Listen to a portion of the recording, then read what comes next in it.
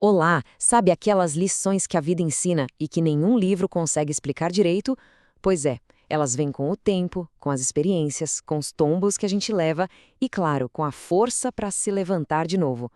Hoje a gente vai mergulhar num texto incrível, o Menestrel, para a gente conversar um pouco sobre essa jornada de sabedoria. Uau! Que jeito de começar, né? Essa frase, logo de cara, já dá o tom de toda a nossa conversa. É daquelas que param a gente para pensar, para olhar para dentro e começar a questionar o que de fato significam as nossas conexões com os outros.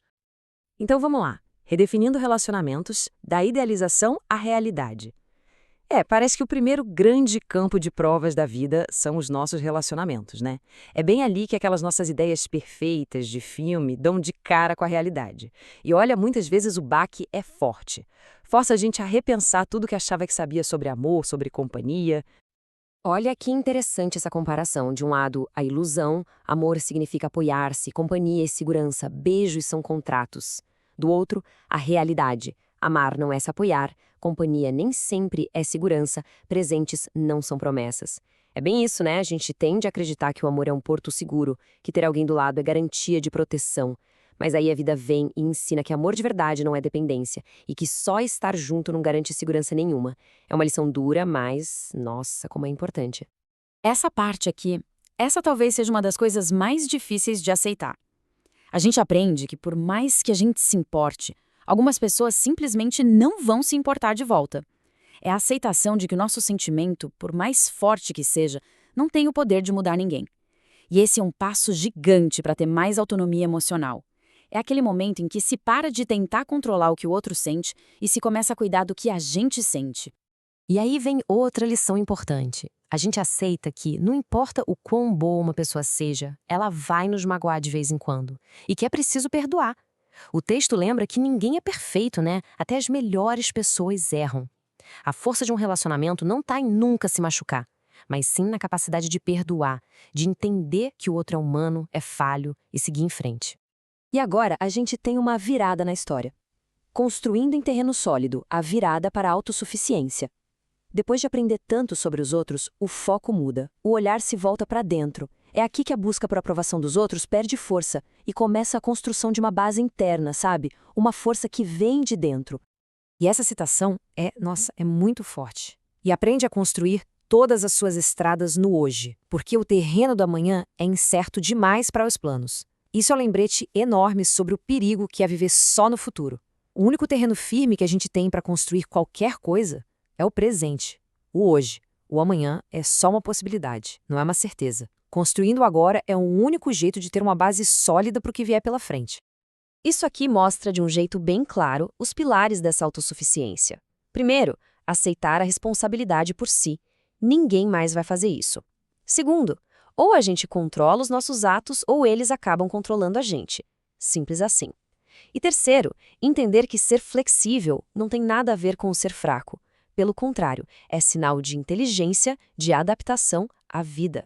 Aí a gente começa a aprender uma coisa que é libertadora.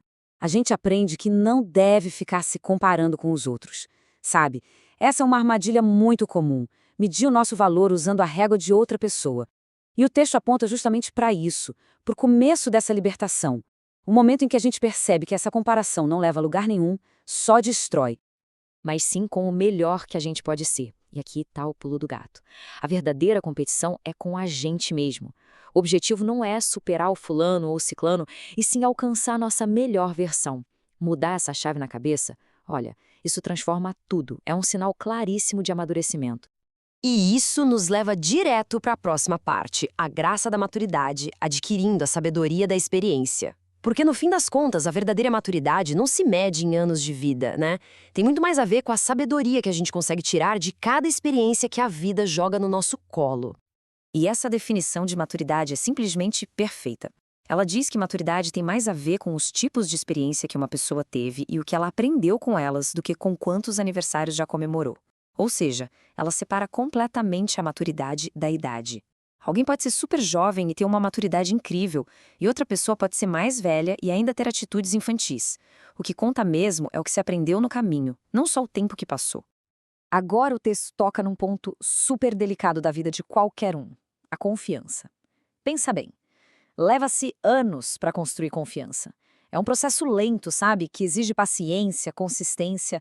É como construir um castelo, tijolo por tijolo. E apenas segundos para destruí-la. E aí vem o choque. Todo esse trabalho de anos pode ir por água abaixo em um piscar de olhos. É uma lição muito forte sobre o peso do que a gente faz e fala. Um lembrete de como a confiança é frágil e, ao mesmo tempo, valiosa. O texto também traz umas ideias muito bonitas sobre amizade. Olha só, amizades verdadeiras continuam crescendo mesmo longe. Bons amigos são a família que a gente tem a chance de escolher. E essa última é genial. Não temos que mudar de amigos se entendermos que os amigos mudam. Ou seja, a amizade de verdade sobrevive à distância.